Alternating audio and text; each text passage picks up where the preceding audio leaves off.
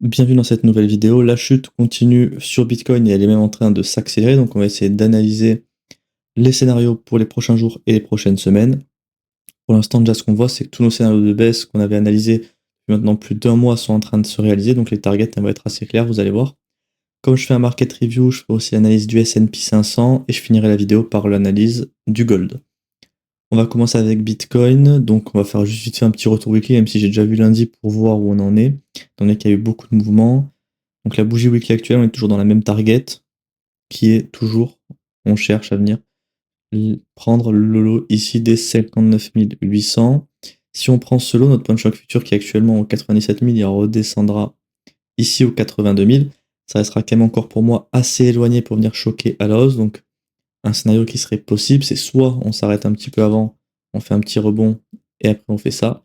Soit probablement si on fait ça, pour moi il y a peu de chance pour l'instant au vu en fait du point de choc qui sera ici, qu'on soit sur un bottom. Ou en tout cas pour retourner cet élément de prix, il faudra venir casser ce high ici, donc il y aura quand même un petit bout de chemin à faire.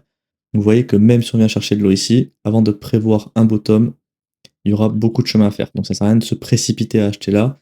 C'est pas parce qu'on vient prendre ce niveau que de suite après on va monter. Si je vous montre ici, par exemple, on avait le gros momentum, c'était ce niveau-là. Vous voyez que même si on s'y fout, on se retrouve ici. Même si on est là, hein, c'est possiblement on est à ce niveau-là. Bah là on était en juin, et là où ça a vraiment recommencé à casser, c'était en mars. Donc il y a eu quand même presque un an, on est quand même sur 9 mois, entre les grosses baisses et les reparts, et le prix qui repart à la hausse, pardon. Donc ici, c'est pas parce qu'on est là que ça va directement repartir à la hausse. En tout cas, tant qu'on n'a pas de signaux, ça sert à rien d'anticiper des achats. Sur le daily, vous voyez que tout est aussi baissier, structure baissière, choc baissier, donc on cherche uniquement des shorts. En termes de PI, on en a un ici, on en a un deuxième qui est imbriqué ici entre les deux VG. Et on en aura un troisième qui va se créer aujourd'hui si on clôture avec un FVG ici, hein, ce qui a de fortes chances pour l'instant. Et ça pourrait nous faire un scénario de short dans cette zone pour target le lot ici. Pour moi, il y a de fortes chances qu'on vienne chercher ce lot. Ensuite, on a aussi ce POI et celui-ci, donc on peut en fait chercher des shorts dans ces trois POI ici, hein, que ce soit comme ça ou comme ça.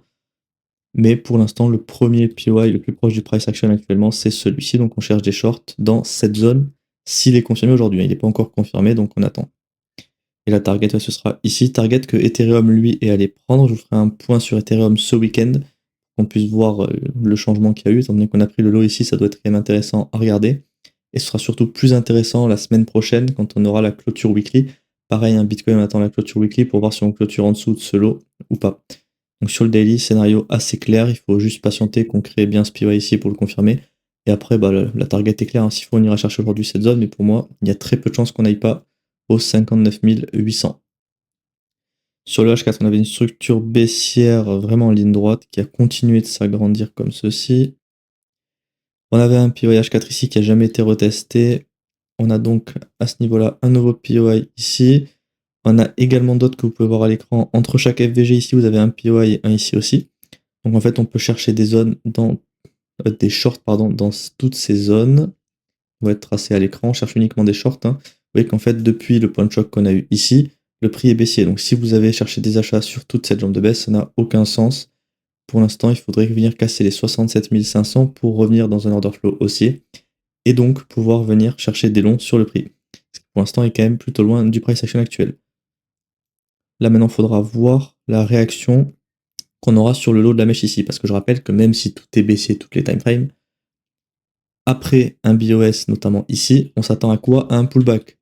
Même si les arbres ne montent pas jusqu'au ciel, on dit aussi que les couteaux ne tombent pas en dessous du sol. Là, à un moment donné, on va finir par s'arrêter, on va pas tomber au troisième sous-sol. Donc à partir de ce moment-là, qu'est-ce qu'il faudra regarder? C'est quand on prendra ce lot, est-ce qu'on va venir faire un grab de liquidité pour venir choquer à la hausse, faciliter le futur mouvement haussier, pour en fait alimenter le swing pullback de cette structure.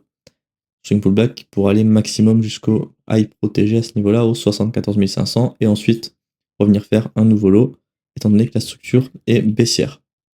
En tout cas, pour l'instant, on est très loin d'avoir un choc aussi. On n'a toujours pas pris le lot ici, donc il n'y a pas de mise à jour à faire, entre guillemets.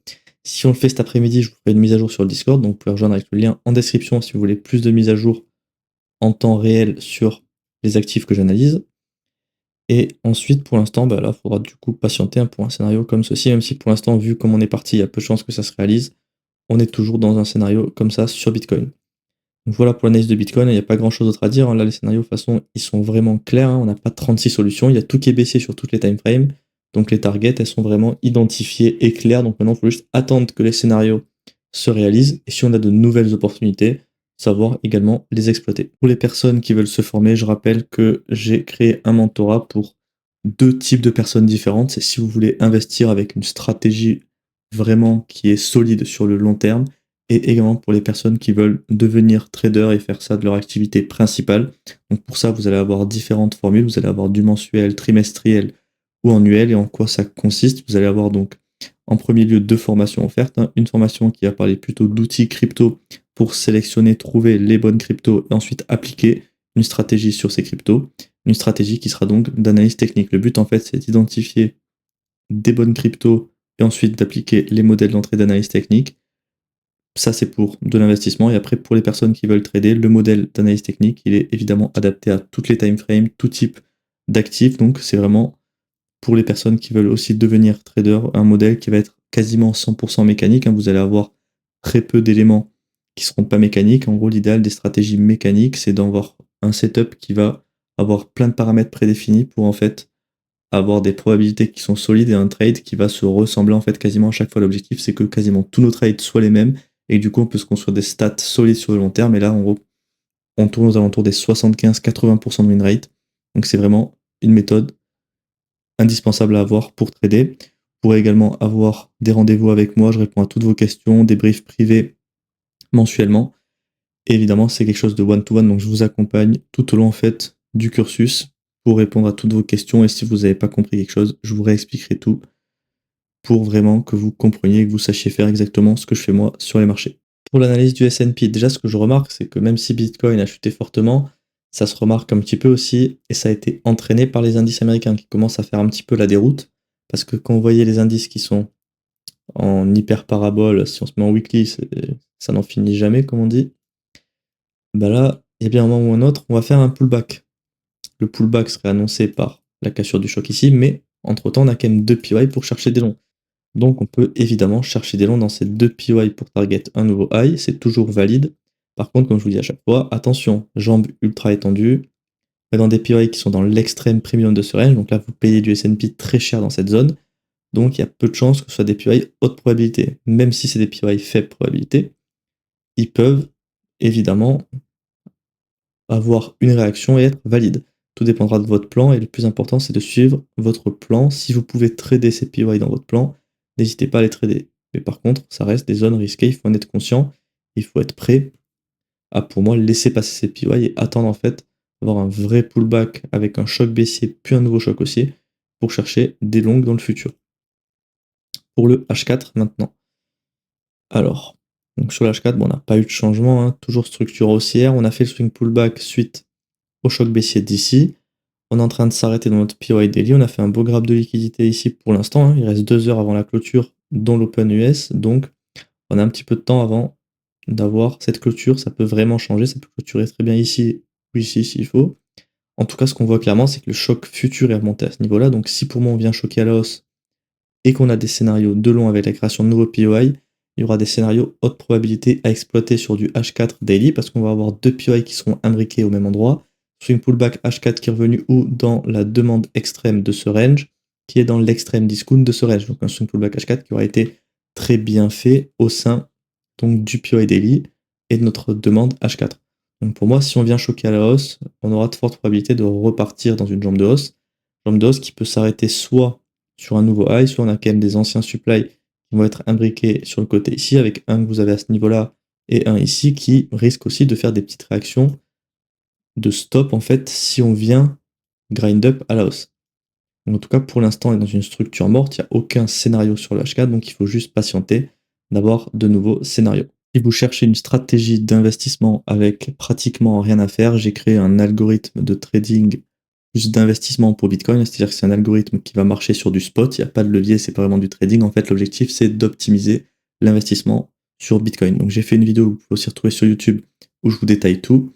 Et là, vous avez évidemment sur le site internet tous les détails en fait de la stratégie avec tout les précédentes positions qui ont été faites sur les 3 dernières années. Vous avez ici la courbe de la stratégie par rapport à celle de Bitcoin et au jour d'aujourd'hui, on est à 166% de surperformance. Vous pouvez également mettre un montant pour simuler les profits depuis le début, pour pouvoir retrouver toutes les stats qu'on va avoir ici.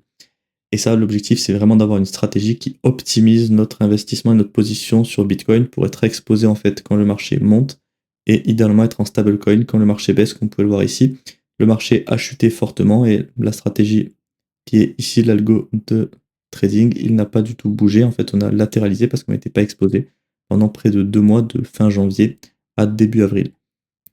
Tout ça, ça marche avec Cornix. Donc en fait, c'est ultra simple, c'est-à-dire qu'une fois que vous arrivez sur le lien qu'on va vous envoyer par mail, vous aurez simplement à connecter votre exchange de manière 100% sécurisée et après d'automatiser en fait le processus en 2 ou 3 clics. De toute façon, vous avez tout qui est indiqué avec une vidéo.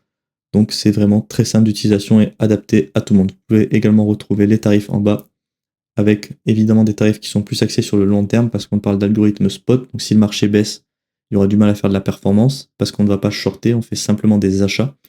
Donc c'est pour ça que le long terme aura beaucoup plus d'intérêt sur une stratégie comme ça.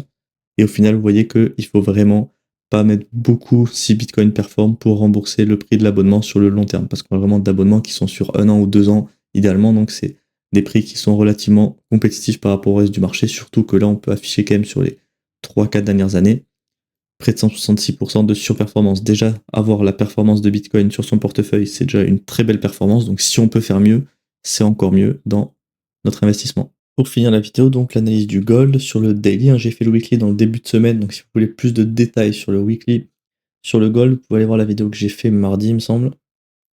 Donc pour l'instant, sur le gold, sur du daily, toujours dans le même scénario qui est tracé maintenant depuis le 18 mai, on attend un retour dans ce POI pour chercher des shorts et on peut target très bien ce lot parce que pour l'instant, il n'y a pas vraiment de target idéal. On peut target soit ce lot, soit ici dans le futur, voire même le lot qui a été créé ici. Il y a plusieurs targets, faudra voir. C'est difficile d'avoir une vision claire, comme je vous ai dit sur le gold.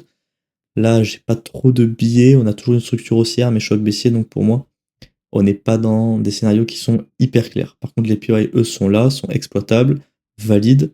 Mais par contre, attention à celui-ci qui est quand même du complexe pullback. Donc souvent, il y a moins de respect des zones en fait que par exemple celle-ci qui est sur la jambe de baisse initiale ici.